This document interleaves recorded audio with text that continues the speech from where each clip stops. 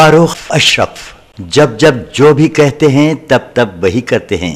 अब आला क्वालिटी, वसी रेंज, वाजबी कीमत और मियारी खिदमात की पेशकश कर रहे हैं। मलिका फर्नीचर्स, रूबरू वाल्टा होटल, मुगलपुरा, हैदराबाद। और 70 वर्ष की इस तारीख में हिंदुस्तान की सियासत के इख्तिदार पर सबसे ज्यादा कांग्रेस पार्टी ने हुक्मरानी की, तो फिर उसके बाद दूसरे कई पार्टियां भी आईं। और इस 70 वर्ष की तारीख में जब जब भी हमें आवाज दी गई, हमने हर एक का साथ दिया, इस तवक्को, इस उम्मीद के साथ कि ये लोग हमारे साथ के साथ इंसाफ करेंगे, हमको हमारा हक देंगे, हमारी गुर्बत को खत्म करेंगे, हमारी मुसीबत का खात्मा करेंगे, हमारी आबादियों व बस्तियों की हिफाजत करेंगे, हमारी इज्जत और इस्मत व आबरू की हिफाजत करेंगे, हमारे नौजवान बच्चों के मुस्तकबिल को रोशन करेंगे, हमारे बस्तियों की हालात को बेहतर करेंगे, हमारे बच्चों को पढ़ने के लिए मदरसे दस्तयाब कराएंगे, या हमारे बीमारों के इलाज के लिए दवाखाने बनाएंगे। लेकिन आज जो हालात हैं वो किसी से छुपे या छुपाए हुए नहीं हैं। आपके हालात आपके सामने हैं। आपकी तरक्की हो या आपकी खुशहाली हो या आपकी बदहाली हो या आपके जिंदगी की नाकामियां हो, ये सब कुछ मुझसे बेहतर आपके सामने है। लेकिन ये भी एक हकीकत है कि जब नेहरू ने आवाज दी तो हमने नेहरू का साथ दिया। नेहरू के बाद जब लाल बहादुर शास्त्री ने आवाज दी तो हमने लाल बहादुर शास्त्री का साथ दिया। लाल बहादुर शास्त्री के बाद जब इंदिरा गांधी ने आवाज दी तो हमने इंदिरा गांधी का साथ दिया। इंदिरा के बाद राजीव गांधी का साथ दिया। राजीव गांधी के बाद वीपी सिंह का साथ दिया। इंदिरा कुमार गुजराल, चंद्रशेखर या फिर देवेगौड़ा हो, उन सब का साथ दिया। फिर उसके बाद राजीव गांधी के मौत के बाद जब कांग्रेस फिर सामने आई तो हमने अपने हमदर्दी का एहसास जताते हुए गांधी खानदान का साथ दिया। तो नरसिम्हा राव के हाथ को भी मजबूत किया। लेकिन यही नरसिम्हा राव का हाथ था, इख्तिदार था, जो जिम्मेदार हुई बाबरी मस्जिद की शहादत के लिए। उस कांग्रेस की नाराजगी के बावजूद, बाबरी मस्जिद के शहादत के गुस्से के बावजूद सोनिया गांधी जब घर से निकली और सियासत में आई तो हमने सोनिया गांधी का भी इस्तेमाल किया और बाबरी मस्जिद के शहादत के गम व गुस्से को वो भुलाकर हमने फिर से कांग्रेस का साथ दिया और उनको इख्तिदार थमाया।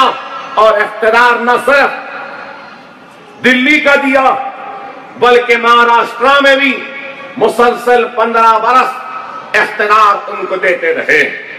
लेकिन सवाल यह है कि 70 बरस की इस तारीख में चाहे कोई भी रिपोर्ट उठाकर देख लीजिए, चाहे इंदिरा गांधी के दौर में बना वो कमीशन जिसका नाम गोपाल सिंह कमीशन था, चाहे वो मनमोहन सिंह के दौर में बना कमीशन सच्चर कमेटी हो, या फिर रंगनाथ मिश्रा हो, या फिर कुंडू कमेटी हो, या महाराष्ट्र में बनाया गया महमूद रहमान कमेटी क्यों न हो, हर रिपोर्ट में यही बात कही गई और यही लिखा गया कि सबसे पीछे, सबसे पिछड़ा हुआ, सबसे कमजोर जिंदगी के हर शोबे हयात में अगर कोई है तो वह हिंदुस्तान की सबसे बड़ी अक़लियत मुसलमान है।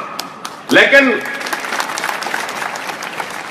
सवाल यह पैदा होता है, कमीशंस तो बनते रहे, रिपोर्ट्स तो आते रहे, लेकिन रिपोर्ट्स पे एक्शन टेकन क्या हुआ? अगर रिपोर्ट्स पे एक्शन लिया जाता, रिपोर्ट्स और फाइंडिंग्स पर अगर अमल होता तो क्या ये दिन हमको देखना पड़ता, ये एक सवाल है। आज मजलिस इत्तेहादुल मुस्लिमीन अगर आपके दरमियान में आई है तो मैं अपने तकरीर के इब्तिदा में यह बात कहना चाहता हूं कि मजलिस इत्तेहादुल मुस्लिमीन मजहब के नाम की सियासत नहीं करती, ना ही मजहब के नाम पर वोट हासिल करने के लिए आई है, बल्कि मजलिस इत्तेहादुल मुस्लिमीन मजहब के नाम पर 70 बरस से हुई नाइंसाफी पर आवाज उठाने आई है। हम मजहब के नाम की सियासत नहीं, लेकिन मजहब के नाम पर जो हमको हमारे हक से महरूम रखा गया उस पर आवाज उठाने आई है। जो हमारे साथ नाइंसाफी हुई है उस पर आवाज उठाने आई है। आज मजलिस इत्तेहादुल मुस्लिमीन इन मसाइल को उठाती है तो लोग मजलिस पर इल्जाम लगाते हैं और कहते हैं कि ये वोट काटने आए हैं, बीजेपी के एजेंट बनकर आए हैं और सेक्युलर वोट की तकसीम के लिए आए हैं। अरे सेक्युलरिज्म की बात करती रही है कांग्रेस एनसीपी, सेक्युलरिज्म के नाम पर वोटों को हासिल करती रही, लेकिन मैं पूछना चाहता हूं 70 वर्ष के इस सेक्युलर लोगों की हुकूमत में हमको क्या मिला, हमने क्या खोया? आज ये सवाल हम करते हैं तो उनके पास कोई जवाब नहीं। तालीम के मैदान में सबसे पीछे अगर कोई है तो वह हिंदुस्तान की सबसे बड़ी अक़लियत मुसलमान है। रोजगार के मैदान में देखते हैं तो सबसे पीछे अगर कोई है तो वह हिंदुस्तान की सबसे बड़ी अक़लियत मुसलमान है। बस्तियों में, आबादियों में बुनियादी सहूलतों से महरूम अगर किसी की बस्तियां हैं तो वो मुसलमानों की बस्तियां हैं। हिंदुस्तान में कहीं पर भी चले जाओ, पूछने की जरूरत नहीं है। बस्तियों की हालात को देखकर, गंदगी को देखकर, खुले मोहरियों को देखकर, मासूम बच्चों को खेलता हुआ देखकर और वहां की जुबू हाली, वो खस्ता हाली और गंदगी को देखकर आसानी से ये जाना जा सकता है कि ये किसी और की बस्ती नहीं, ये मुसलमानों की बस्ती है। तो ये नाइंसाफी क्यों? सेक्युलरिज्म की बात करते रहे। 70 वर्ष की आजादी की तारीख में 50,000 फिसादात के जरिए हमारे बस्तियों को लूटा गया, हमारी आबादियों को खाक की ढेर में तब्दील किया गया, हमारे आशियानों को जलाया, हमारे खेतों को उजाड़ा, हमारी इस्मत और आबरू को लुटाया। क्या इस बात से कोई इनकार कर सकता है कि 50,000 फिसादात के जरिए हमको तबाह बर्बाद नहीं किया गया? कभी भिवंडी जलता है तो कभी मुंबई जलता है, कभी आगरा जलता है तो कभी अजमेर जलता है, कभी फिरोजाबाद जलता है तो कभी मुरादाबाद जलता है, कभी रोड किला जलता है तो कभी हाशिमपुरा होता है, कभी मलियाबाद होता है तो कभी हैदराबाद में फिसाद होता है। अरे हिंदुस्तान का कोई चप्पा ऐसा नहीं बचा। और मैं तो ये कहूंगा कि अल्लाह अगर इस कंकर को जबान देगा तो कंकर गवाही देगी और शहादत देगी कि हाँ, मुझ पर मुसलमान का खून गिरा था। इतने फिसादात, इतनी तबाही और बर्बादी, फिर आज सेक्युलरिज्म की बात करते हैं। क्यों? क्या हमारा खून नहीं?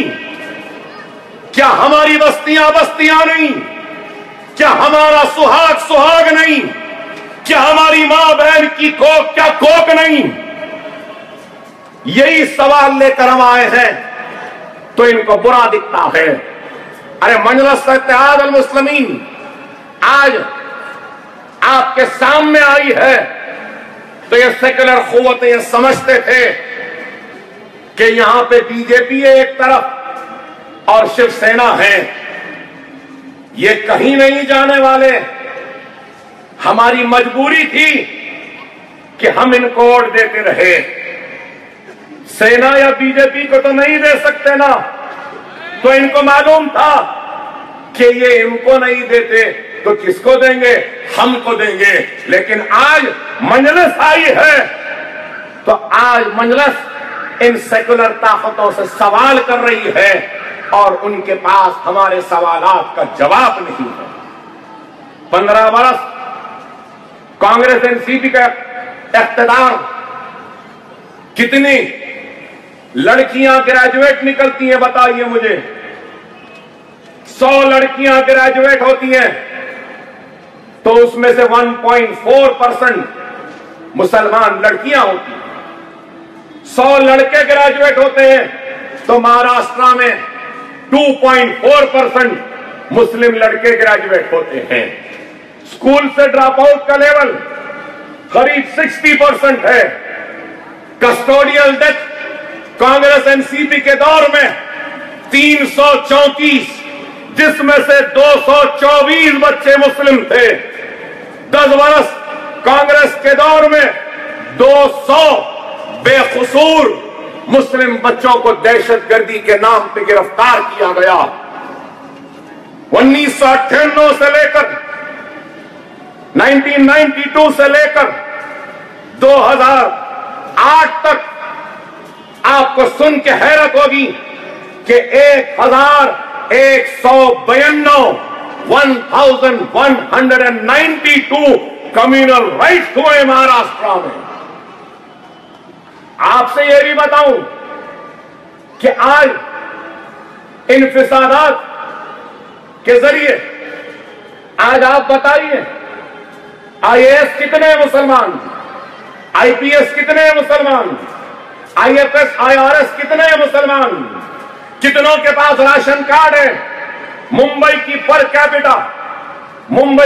कैपिटा इनकम 15,000 है तो दिंडोशी के रहने वाले मुसलमानों की पर कैपिटा इनकम 3,500 है। तो गोवंडी के रहने वाले मुसलमानों की पर कैपिटा इनकम 1,000 रुपये है, उससे कम है। अरे आप बताइए, आज हम ये सवालात लेकर आए हैं तो इनको बुरा दिखता है। औकाफी जायदादें 94,000 एकड़ की औकाफी जायदादें थी मुसलमानों की, जो वक्फ की गई थी मुसलमानों की तालीमी और माशी पसमानदगी को दूर करने के लिए, मुस्लिम बेवाओं के लिए, मुस्लिम यतीमों के लिए, मुस्लिम गुरबा के लिए, मुस्लिम तालीम के लिए। क्या वो जमीनात बाकी रही? कहां गई वो जमीनात? यही कांग्रेस एनसीपी के लोगों ने बेच खाया उन जमीनों को।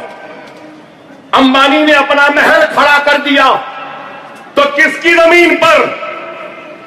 क्या अंबानी के बाप की जागीर थी जहां पे अंबानी का घर खड़ा है? नहीं, वो हमारे अल्लाह की अमानत थी।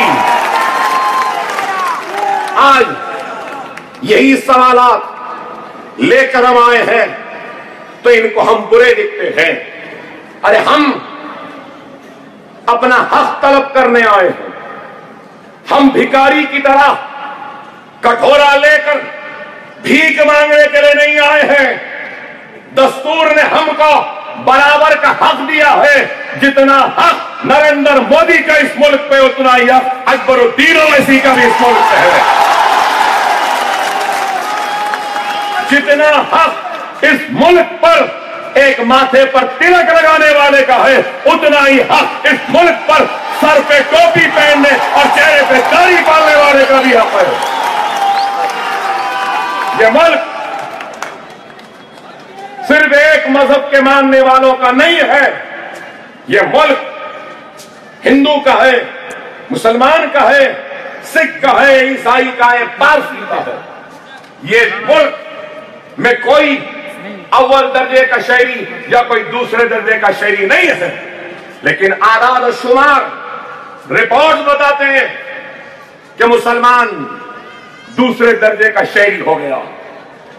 एक तरफ ऐसे लोग हैं जो हर लम्हा, हर रोज हम मुसलमानों से हमारे वफादारी का सर्टिफिकेट तलब करते हैं, तो दूसरी तरफ वो है जो सेक्युलरिज्म के नाम पर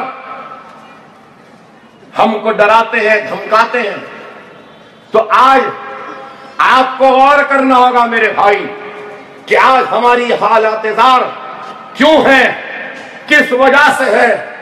अगर हमारी ये हालत के जिम्मेदार अगर कांग्रेस, एनसीपी या बीजेपी या सेना है, तो इस चीज को ना भूलो कि किसी कदर हम भी इस हालत के जिम्मेदार हैं। गैरों पे तनकीद करने से पहले हमको अपने गिरेबान में भी झांक कर देखना होगा कि हमारी क्या कमजोरी थी, हमारी क्या खामी थी, हम कहां चूक गए जिसकी वजह से हमारी ये हालत हो गई। सबसे पहले तो मैं कहूंगा कि सबसे बड़ी हमारी अगर कोई कमजोरी है तो वो हमारा इंतशार है। एक इधर जाता है तो दूसरा इधर जाता है, तीसरा इधर जाता है, चौथा उधर जाता है, पांचवां इधर, छठवां इधर, सातवां इधर, 10वां इधर, 12वां इधर, 15 इधर, सब इधर उधर के रास्ते पर अगर 25 के 25 मिल जाए और एक रास्ते पर चले तो खुदा की कसम कोई ताकत हमको शिकस्त नहीं दे सकती। आज आप तालियां मारते हैं, नारे लगाते हैं, शुक्रिया, लेकिन मैं आपके तालियों का मोहताज नहीं हूं, आपके नारों का मोहताज नहीं हूं।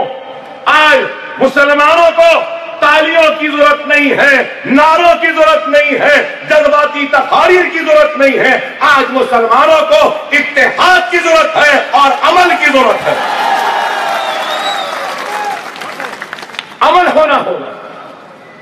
हमारे सफों में इंतशार है तो हमारे पास एक और कमजोरी है, बड़ी माफी के साथ कह रहा हूं।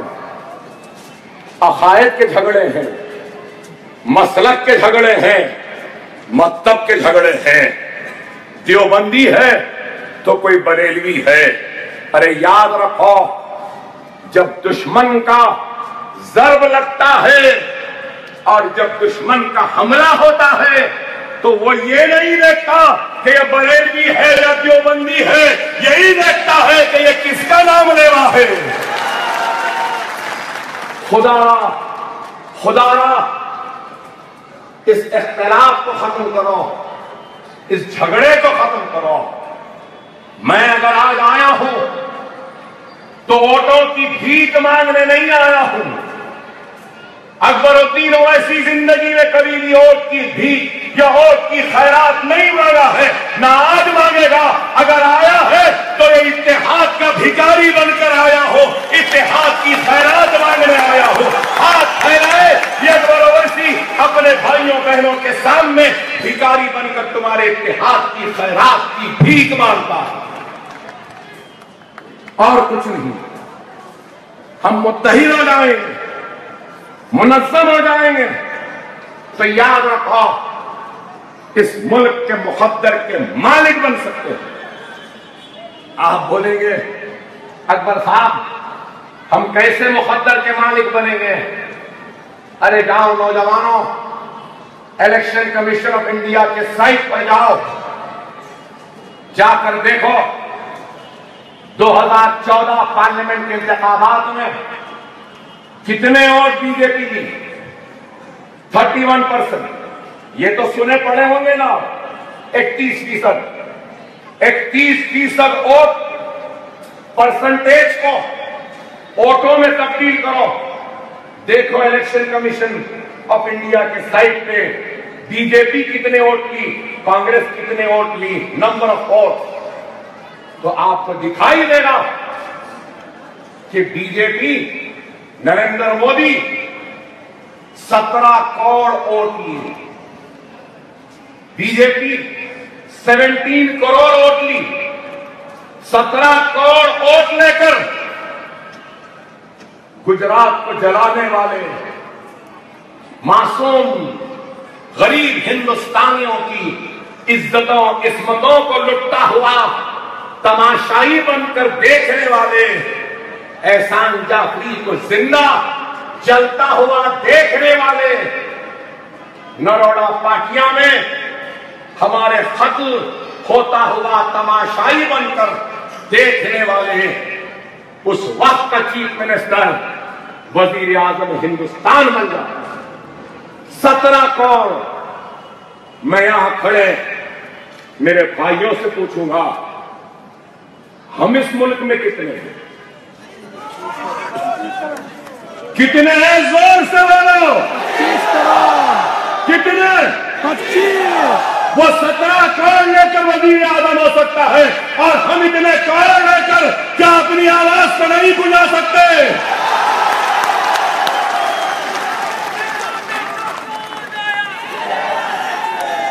गौर करो मेरी बात पर। हम इतनी तादाद में हैं, लेकिन अफसोस महाराष्ट्र से एक भी हमारा रुकने पार्लियामेंट नहीं, कर्नाटक से नहीं, यूपी से नहीं। हमारी क्या आवाज है? अरे गौर करो, अगर हम मुत्तहिद हो जाएंगे ना, बेशक दिल्ली का तख्त हमारा नहीं है, लेकिन खुदा की कसम अगर हम मुत्तहिद हो जाएंगे तो दिल्ली के तख्त पर कोई भी नहीं बैठ सकता जब तक हम उसकी इजाजत न दें। हमारे मर्जी के बगैर कोई दिल्ली के तख्त पे ना बैठ सकेगा, ना हुकूमत कर सकेगा, बशर्ते कि इत्तेहाद होनी चाहिए। और आज यही इत्तेहाद हमारे पास नहीं है, यही इत्तेहाद की कमी है। दियानतदार, ईमानदार, मुखलिस रहनुमाओं की कमी है। अरे आज इतना मजमा आया है मुझे सुनने के लिए, तो क्यों आया है? अरे इस मजमे में से एक भी आदमी उठकर कह दे कि किसी को हमने 1 पैसा दिया है यहां आने के लिए, तो मैं अपनी तकरीर को रोक कर चला जाऊंगा। क्या दिया हमने कुछ पैसा आपको? फिर ये क्या बात है? ये कौन सी मोहब्बत है? ये कैसा रिश्ता है? अरे ये मोहब्बत है, रिश्ता है तो हमारे आका के उम्मती होने का रिश्ता है।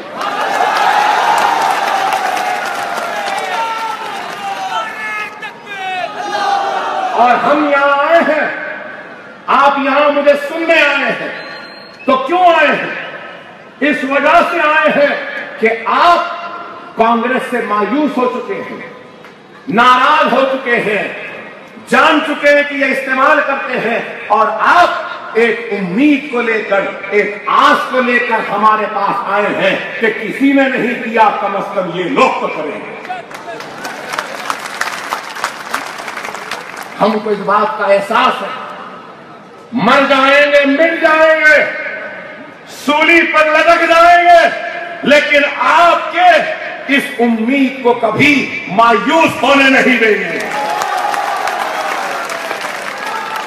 आपकी तवक्को पे पूरा उतरने की कोशिश करेंगे। हम भी नौजवान हैं, हमसे भी गलतियां हुई होंगी या आगे भी होंगी, लेकिन हमारी नीयत में कोई खोट नहीं है, हमारे जज्बे में कोई खोट नहीं है। अरे हम आज एक जज्बे के साथ आए हैं कि हार और जीत तो छोड़ो, अरे ये मजमा इस बात की गवाही दे रहा है कि हां, हम भी हैं इस शहर में।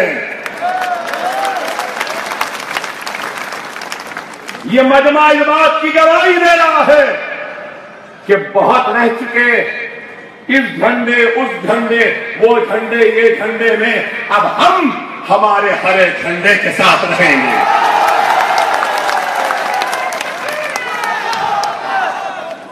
आज आपसे मैं यही कहूंगा कि खुदा ना हालात को समझिए। क्या हालात है मुंबई के, तो छोड़िए, अगर हम यहां देखते हैं तो दिंदोशी में Tata institute of social sciences की स्टडी की रिपोर्ट है कि 62.6% Muslim family below poverty line में रहते हैं। खर्जात बैंक से सिर्फ 6% मिलते मुसलमान। क्या आपको मिला? किसी को कर्ज मिला? अंबानी को मिलता है, अदानी को मिलता है, जीवीके को मिलता है, जीएमआर को मिलता है, जिंदल को मिलता है, सबको मिलता है। कर्ज नहीं मिलता तो बस हम गरीब मुसलमानों को। आप बताइए, graduation rate of Muslim student, मैंने मुंबई के बारे में, महाराष्ट्र के बारे में बताया, दिनदोशी में क्या है? 1.40 ड्रॉप आउट। 100 बच्चे स्कूल को जाते हैं तो 86 बच्चे ड्रॉप आउट होते हैं दिनदोशी में। पूरे महाराष्ट्र में 55% है तो दिनदोशी में ड्रॉप आउट 86% है। सिचुएशन और भी तबाह बर्बाद है कि 47% of families in Dindoshi, a family of 5 members, एक घर में 5 है, अगर तो वो 5 दिनदोशी में 47% लोग एक कमरे में 5 लोग जिंदगी गुजारते। ये रिपोर्ट, क्या हमको घर नहीं, क्या हाउसिंग स्कीम में घर नहीं मिलना चाहिए? आप और करिए कि क्या हाल है। 30% दिनदोशी एरिया के मुसलमान, ये लोग मखरूस है, कर्ज में है। कोई बैंक के कर्ज में नहीं है, छोटे छोटे साहूकारों के पास, वहां से कर्ज लेकर 30% के कर्ज में मखरूस। दिनदोशी में, यहां पठानवाड़ी और संजय नगर में 30% मुसलमान ऐसे हैं जिनका बैंक अकाउंट भी नहीं है। क्या सही है या गलत? इसमें बहुत से लोग होंगे जिनका बैंक अकाउंट भी नहीं है। अरे आप बताइए, और एक बात कहूं तो लोग हैरत में आएंगे। ये प्रेस वाले अकबर ओवैसी की तकरीर में क्या गलती आती है, क्या गलत बोलते हैं, उसको पकड़ने को खड़े हैं, ढूंढने को खड़े हैं। अरे अकबर ओवैसी कोई चुगी का बच्चा नहीं है बाबा, कोई जाल फेंका और पकड़ लिया नहीं। अरे आप बताइए, ये लिखो ना प्रेस वालों, दिनदोशी में 87% ऑफ मुस्लिम्स के पास राशन कार्ड भी नहीं है। ये मेरा फिगर नहीं है, ये Tata institute of social sciences की रिसर्च की रिपोर्ट है राशन कार्ड आपके पास? आप बताइए, ये बातों को लेकर हम आए हैं। अरे हम क्या चाहते हैं, मैं क्या चाहता हूं? लोग बोलेंगे कि मजलिस क्या चाहती है। हम वही चाहते हैं जो इस मुल्क में हिंदुओं को मिला, वही हक मुसलमानों को भी दो। हम यही चाहते हैं। आज बीजेपी, शिवसेना हिंदुत्व, हिंदू राष्ट्र कहती है, लेकिन मैं कहता हूं न हिंदू, न हिंदुत्व, न हिंदू राष्ट्र, बल्कि हमको रोटी दो, कपड़ा दो, मकान दो, यही चाहते हैं। क्या गलत है? क्या हिंदुत्व से गुर्बत का खात्मा होगा? क्या हिंदुत्व से डिमोनेटाइजेशन की वजह से नुकसान जो हुआ वो अच्छा हो जाएगा? आज बीजेपी के पास क्या एजेंडा, क्या है एजेंडा बताइए? कुछ एजेंडा नहीं है, सिर्फ हिंदुत्व, हिंदू राष्ट्र। कभी लव जहाज, कभी घर वापसी, कभी रामजादे, फौलाजादे। मुसलमानों के रगों में राम का खून, कभी ये कभी वो। शरीयत को खत्म करो, ट्रिपल तलाक, क्या है ये सब बताइए? आज मुल्क को बेवकूफ बनाया जा रहा है और कोई और बेवकूफ नहीं बना रहा है, बल्कि कल जो चाय वाला था आज वजीर आजम बन गया, वो बेवकूफ बना रहा है। अब ये बोलेंगे कि चाय वाला बोले। तो मैंने कहा कल जो चाय वाला था जो आज वजीर आजम था, गलत नहीं है ना? क्या बोले? 2014 में बोले 56 इंच का सीना, 56 इंच का सीना बोले, 1 लाख गर्दन आएगी तो 10 गर्दन देंगे। अरे बाबा मिस्टर मोदी, 56 इंच के सीने से कुछ नहीं होता, 4 इंच का दिल होना चाहिए, हिम्मत होनी चाहिए।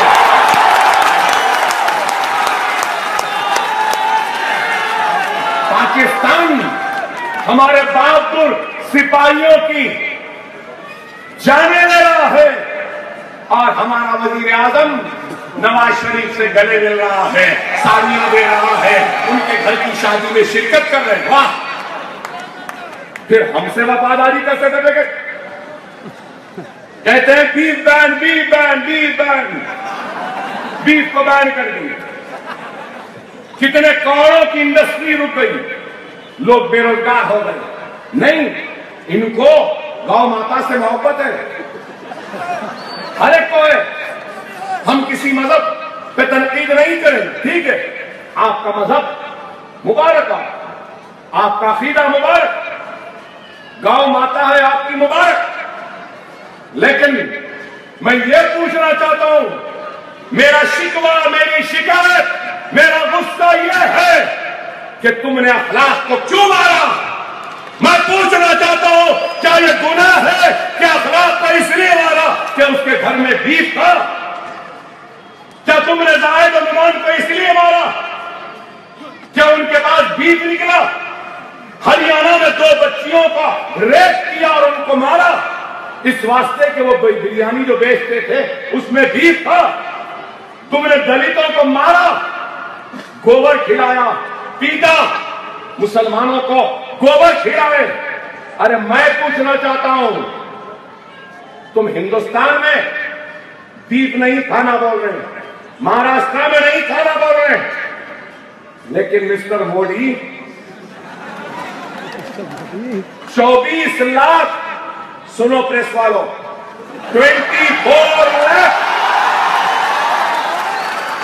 24 लाख टन बीफ इंडिया से एक्सपोर्ट होता है। हिंदुस्तानी महाराष्ट्रन बीफ नहीं खाएगा, मगर मिस्टर मोदी दुनिया को खिलाएंगे।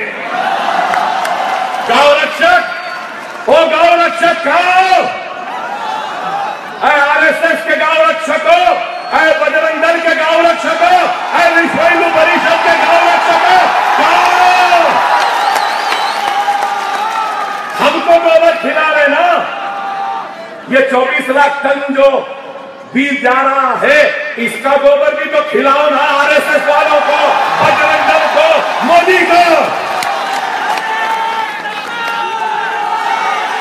आप बताइए, आज हम ये बातें कहते हैं, हमको किसी का डर खौफ नहीं है, मरना तो बड़ा है, मरेंगे, आज नहीं तो कल मरेंगे, लेकिन जब तक जिएंगे इज्जत के साथ जिएंगे, सर उठाकर जिएंगे, सर झुका के नहीं जिएंगे। आज इल्जाम लगाते मजलिस क्या करी, अरे कुछ नहीं करी होंगी भाई, कम से कम बोल तो रही है ना, है कोई बोलने वाला? याकूब मेमन की फांसी पर किसने सबसे पहले बोला मेरे भाई? क्या हक है नहीं? अरे आज भी कहता हूं, साध्वी प्रज्ञा ठाकुर को पुलिस एनआईए एनओसी देती है जमानत के लिए, मुंबई हाईकोर्ट में डालती है कि इनको जमानत दे दो। एनआईए को एतराज नहीं। साध्वी प्रज्ञा ठाकुर के नाम पर मोटरसाइकिल थी जिससे धमाका हुआ मालेगांव में। मैं आज सवाल करता हूं, साध्वी प्रज्ञा ठाकुर के लिए एनओसी जमानत दे सकते हैं, पुलिस कहती है, तो फिर रुबीना मेमन को जेल क्यों? रुबीना मेमन के नाम पे भी तो गाड़ी थी ना। इंसाफ का तराजू प्रज्ञा ठाकुर के हक में क्यों झुका हुआ है, ये मेरा सवाल है। कोई जवाब है तो दो। गोधरा के कातिलों को फांसी की सजा, नरोड़ा पाटिया, गुलबर्ग सोसाइटी, सरदारपुरे के कातिलों को सजाए मौत नहीं होती उम्र कैद, ये कौन सा इंसाफ का तकाजा है? अगर गोधरा के कातिलों को फांसी, तो एहसान जाफरी के कातिलों को भी फांसी होनी चाहिए। नरोड़ा पाटिया के कातिलों को भी फांसी होनी चाहिए। क्या गलत है मेरा मुतालबा? अच्छे दिन किसके अच्छे दिन आए? हम तो जैसे थे वैसे हैं। एक क्या, इस जैसे 10 मोदी भी आ गए तो हम हिलने वाले नहीं है, चलने वाले नहीं है। मगर अच्छे दिन किसके आए? अच्छे दिन गुजरात के वो जालिम 30 पुलिस वालों के अच्छे दिन आए। नरेंद्र अमीन के आए, वंजारा के आए, 30 पुलिस ऑफिसर जो गुजरात के कत्लेआम के जिम्मेदार थे, जो जेलों में थे। मोदी के प्राइम मिनिस्टर बनने के बाद जेलों से छूट गए। सिर्फ जेलों से नहीं छूटे, बल्कि बड़े बड़े ओहदों पे फिर से आ गए। क्या ये इंसाफ है? आप बताइए। और आज लोग कहते हैं मजलिस क्या करेगी? अरे भाई, किसी के कदम मनहूस होते हैं तो किसी के कदम बख्तावर अच्छे होते हैं। अकबर ओवैसी के कदम जब से महाराष्ट्र में पड़े, अपने घर से चप्पल उल्टे करके लाया था, उल्टी चप्पल यहां फेंक के गया। जब से आया हूं, ठाकरे और बीजेपी लड़ रहे हैं।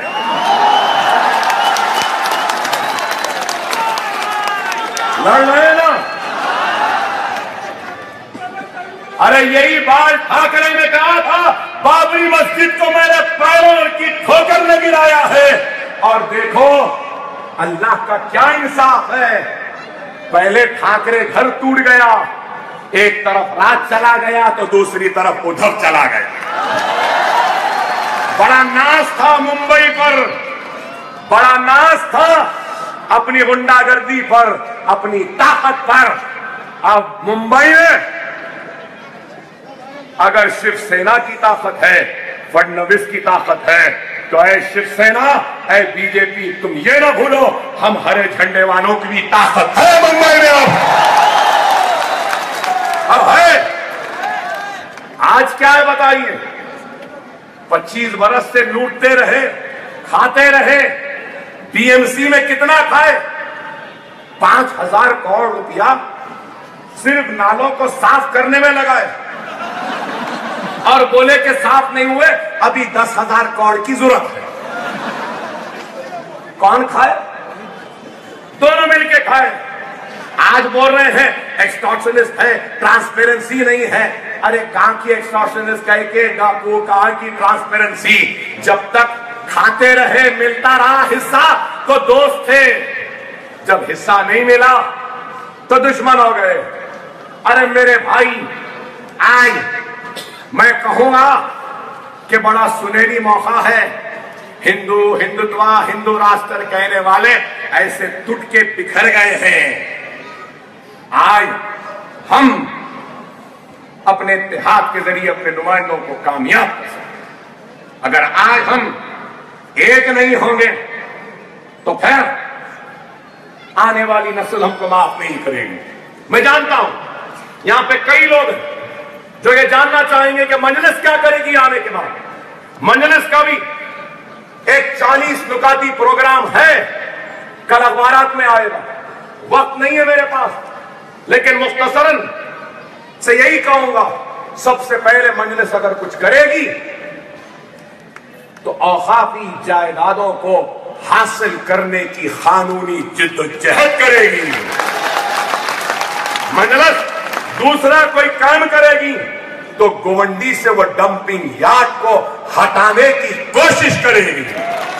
मजलिस और उसके बाद कुछ करेगी तो ओल्ड मुंबई डेवलपमेंट अथॉरिटी बनाने का मुतालबा करेगी ताकि ओल्ड मुंबई डेवलप हो सके।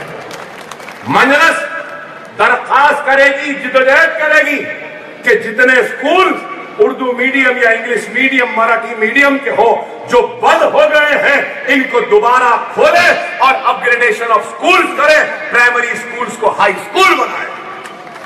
मजलिस आपके इस दिनदोशी में यहां पर कम्युनिटी हॉल बनाने की कोशिश करेगी, बीएमसी का हॉस्पिटल बनाने की कोशिश करेगी और वाटर ट्रीटमेंट प्लांट लगाकर पानी का जो सबसे बड़ा मसला है इसको हल करने की कोशिश करेगी। इसके साथ ही साथ ओल्ड मुंबई, गोवंडी, ये जोगेश्वरी, ये दिनदोशी, ये एरिया, इन सब एरियाज में ड्रग रिहैबिलिटेशन सेंटर्स बनाने की कोशिश करेगी। इन लोगों ने हमारे बच्चों के हाथ में कलम नहीं दिया, पढ़ने को किताब नहीं दी, खांदों पर बस्ता नहीं दिया, लेकिन हाथ में एमडी ड्रग दे दिया, व्हाइटनर दे दिया, खांसी की दवा दे दी। हम उस लानत से हमारे नौजवान नस्ल को आजाद कराएंगे। हम ये काम करेंगे। बहरहाल बहुत सी बातें हैं, मगर ये जरूर कहूंगा कि अगर इत्तेहाद होगा तो बहुत कुछ कर सकते हैं।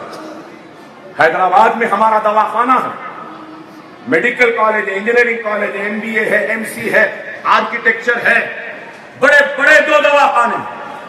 आपके लीलावती हॉस्पिटल भी छोटा है हमारे दवाखाने के सामने, और वो दवाखाना किसी रईसों का नहीं, गरीबों का है। 500 रुपये में डायलिसिस, 500 रुपये में सीटी स्कैन, 800 रुपये में जजगी, 3000 के पैकेज में सिजेरियन, एंजियोप्लास्टी, 20,000 में एंजियोग्राम, 5,000 में हार्ट का सर्जरी, हार्ट की सर्जरी, 65,000 में ब्रेन की सर्जरी, 70,000 में जनरल वार्ड गरीबों के लिए फ्री है हमारे दवाखानों में। क्या ऐसा काम यहां हुआ? क्या कांग्रेस एनसीपी वालों ने किया?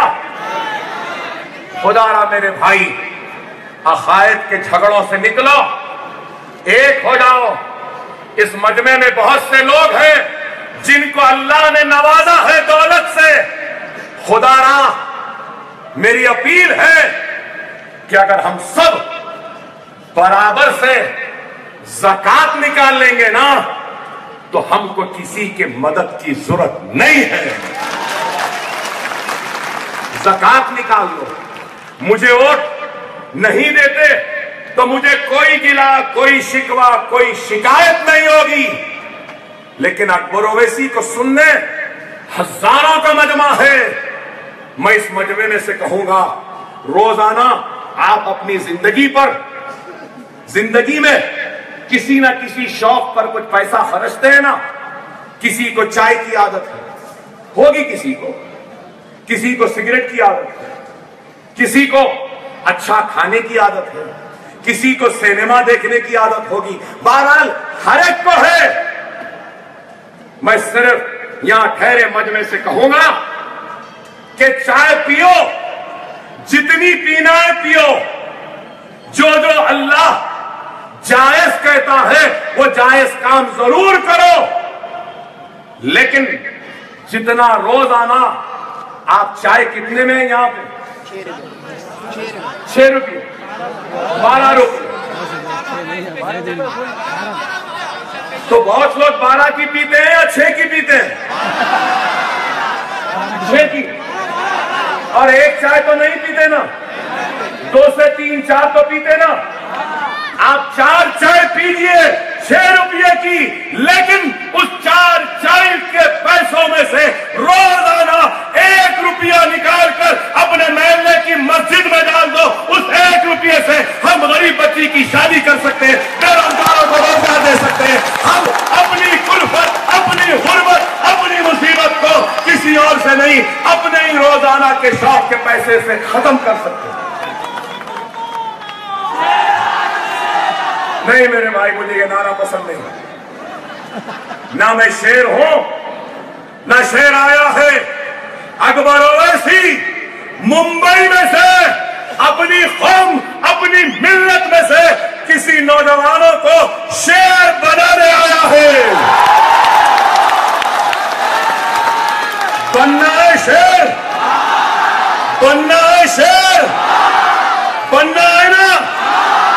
आसान है, आसान है, बहुत आसान है। क्या करना है मालूम? करोगे नौजवानों? वादा है, करोगे ना? पंचवक्ता नमाजी बन जाओ,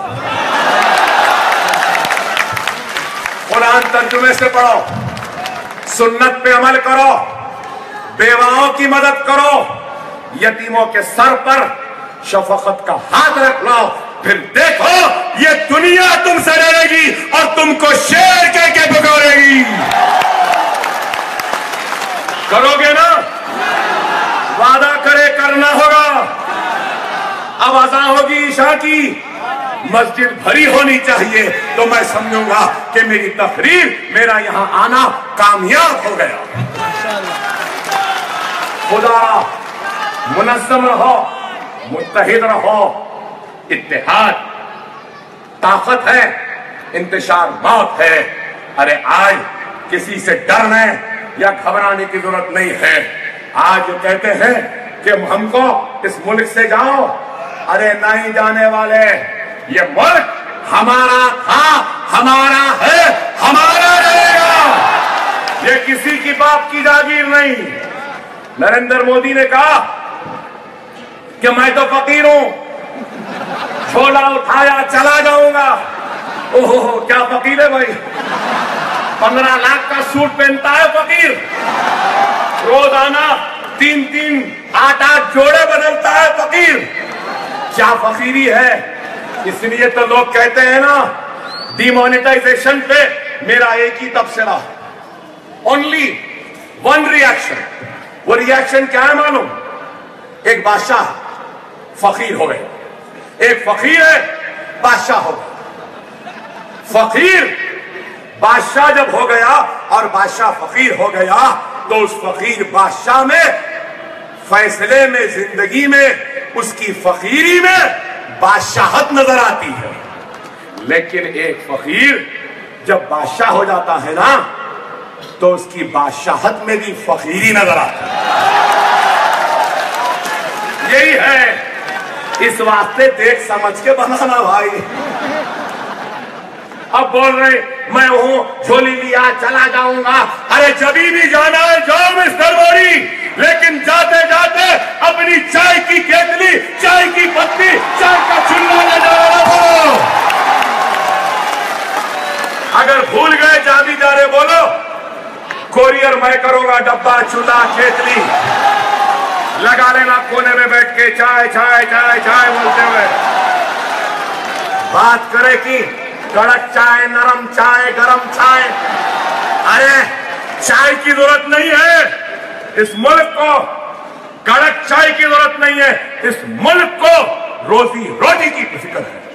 भारत माँ कहते हैं, भारत माँ के बहादुर सिपाही सरहद पर शहादत पा रहे हैं। सरहद की हिफाजत करते करते सर्दी में, बर्फ में, गर्मी में है। और भारत सरकार, मोदी सरकार इनको अच्छा खाना तक नहीं दे रही है। देखे ना आप, क्या अच्छा खाना, बेहतरीन खाना, साफ सुथरा खाना, क्या हमारे फौजियों का हक नहीं है? मिस्टर मोदी, तुम्हारी हुकूमत अगर हमारे फौजियों को, हमारे सिपाहियों को अच्छा खाना नहीं दे सकती, तो बोल दो हम मुसलमान एक वक्त का रोटी, एक वक्त के खाने से अपने पेट को काट लेंगे, 2 वक्त की खाना खा लेंगे और 1 वक्त का अनाज हम मुसलमान अपने फौजियों को दे देंगे। दे देंगे ना? दे देंगे ना? अरे आज स्वच्छ भारत, किधर का स्वच्छ, कहां का स्वच्छ? हिंदुस्तान बहुत अच्छा है, साफ है, सुथरा है। अगर हिंदुस्तान में सबसे बड़ी गंदगी है, कचरा है, गिलाजत है, तो वो कोई और नहीं, बीजेपी, संघ परिवार, आरएसएस, शिवसेना, ये संघ परिवार है। साफ करना है तो पहले इस कचरे को साफ करो। और मजलिस आपके जरिए इसी कचरे को साफ करने आई है। मुकाबला, आखिरी जुमला, मुकाबला बीएमसी का शिवसेना बीजेपी में। अब तक दोनों मिले हुए थे ना, अब दोनों अलग अलग लड़ रहे। सेना बोल रही मुंबई मेरा है, मोदी बोल रहा है नहीं मुंबई मेरा है, आरएसएस बोल रही है नागपुर से मुंबई हमारा है, तो मातुश्री कह रही है नहीं मुंबई हमारा है। अब इन दोनों के झगड़े में कांग्रेस कहीं पर नजर आ रही है आपको? जोर से बोलिए, कांग्रेस कहीं नजर आ रही है? एनसीपी नजर आ रही है? अब दोनों अगर जीत जाते हैं, और इस मजमे में जरूर कांग्रेस के चाहने वाले भी होंगे भाई, हम अब तक नहीं थे ना, उस वास्ते थे, उनकी कोई गलती नहीं, ना मुझे उनसे कोई शिकायत है ना शिकवा। एनसीपी के भी होंगे, बेशक होंगे, क्योंकि उनको काम करना था कौम के लिए, मिल्लत के लिए। अब यही थे, इस वजह से इनके साथ थे।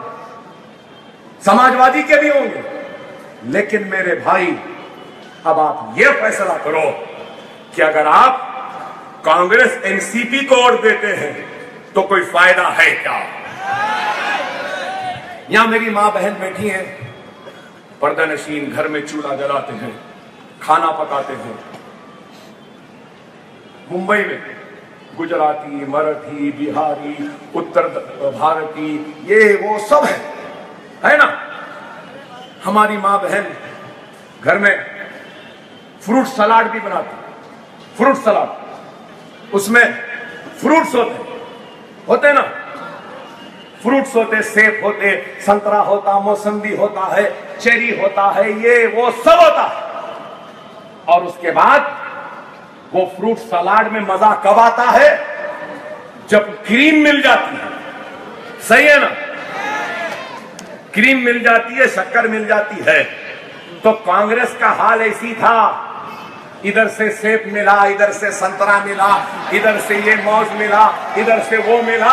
उसके बाद मुसलमान का क्रीम लेके निकलते थे, ना सेब रहा, ना संतरा रहा, ना सेब रहा, ना संतरा रहा, ना मौसम्बी रही, ना मौज रहा। अगर आप वोट देंगे ना इनको, तोड़ बेकार होगा। अब ये मजमा क्या है? ये मजमा कह रहा है कि अकबर ओवैसी, हम तुझे एक मर्तबा वोट देकर देखेंगे। सही है ना? मैं आपको यकीन दिलाता हूं कि आपके वोट की अहमियत को, आपके वोट के एहसान को, आपके वोट के कीमत को अकबरुद्दीन ओवैसी कभी भी फरामोश नहीं करेगा, नहीं करेगा, नहीं करेगा। आपके हक के लिए लड़ेगा, लड़ते रहेगा, और सिर्फ यहां नहीं, सारे महाराष्ट्र में लड़ता रहेगा। आज हम कोशिश कर रहे हैं, एक भाई यूपी में है तो एक यहां है। इतनी देर से मुखातिब हूं, इतना पसीना बह रहा है, तो मेरे भाई ये पसीना, ये चीख, ये पुकार, ये आवाज इज्जत के लिए नहीं, शौहरत के लिए नहीं, दौलत के लिए नहीं, सिर्फ और सिर्फ आपके हक के लिए है, आपकी शान के लिए है, आपकी शौकत के लिए है, आपकी अजमत के लिए है, आपके इंतकाम के लिए है, आपके इंसाफ के लिए है। हम आपकी लड़ाई हम लड़ने के लिए आए हैं। अब लड़ाना या नहीं लड़ाना ये आपकी मर्जी है, आपका फैसला है। हम तो हमारा हक अदा कर दिए। कल को मरूंगा अल्लाह के सामने हाजिर होगा तो अल्लाह जब पूछेगा कि अकबर ओवैसी बता, मैंने तुझे खिताबत के जादू से नवाजा था, अल्फाज के सैलाब से नवाजा था, जज्बे शहादत से नवाजा था, क्या तूने उसका हक अदा किया? तो मैं कहूंगा कि हाँ, मुझसे जो होता था मैंने कर दिया। अब आपको हक अदा करना है, मर्जी आपकी, फैसला आपका। मैं तो बड़ी जिम्मा हो चुका, बस एक जोरदार नारा लगाना है, जोरदार नारा लगाना। शिकवा है, शिकायत है, तकलीफ है, गम है, लेकिन फिर भी मुझे अपने हिंदुस्तान पे नाज है। हिंदुस्तान, हिंदुस्तान, हिंदुस्तान, नारा तकबीर। फारूक अशरफ जब जब जो भी कहते हैं तब तब वही करते हैं। अब आला क्वालिटी, वसी रेंज, वाजबी कीमत और मियारी खिदमात की पेशकश कर रहे हैं। मलिका फर्नीचर्स, रूबरू वाल्टा होटल, मुगलपुरा, हैदराबाद।